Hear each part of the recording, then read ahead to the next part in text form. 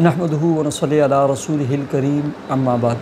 Happy life channel کے معزز سامعین و ناظرین اور امت محمدیہ کی مقدس ماؤں بہنوں اور بیٹیوں، السلام علیکم ورحمۃ اللہ وبرکاتہ۔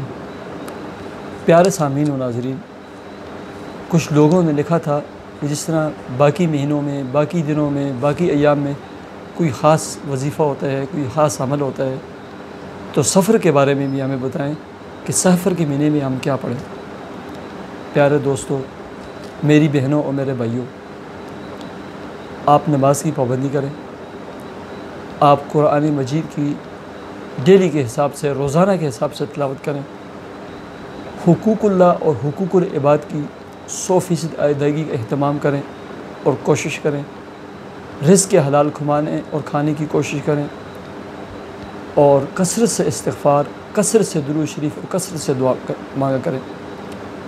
سفر کے مہینے میں آپ 4 کام کریں جو آپ کا مقدر بدل سکتے ہیں۔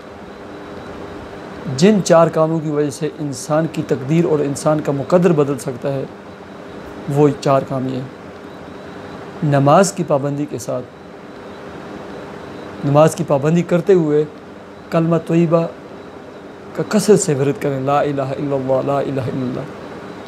نمبر 2، نماز کی پابندی کے ساتھ، پابندی کرتے ہوئے کثرت سے تیسرا کلمہ تمجید سبحان اللہ والحمد، اس کا ورد رکھیں۔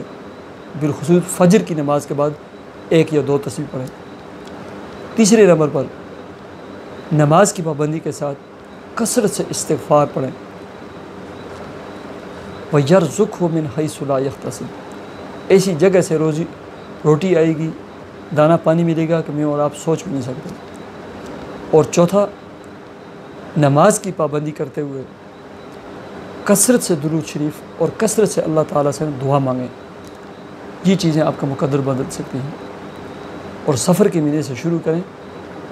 یہ وہ اعمال ہیں، یہ وہ قرآنی وظائف ہیں جن کے بارے میں بار بار قرآن کہتا ہے، بار بار کہتا ہے کہ اللہ سے معافی مانگو، توبہ استغفار کرو، متقی بن جاؤ، نماز پڑھو، درود و سلام پیارے آقا محبوب صلی اللہ علیہ وسلم پر بھیجو۔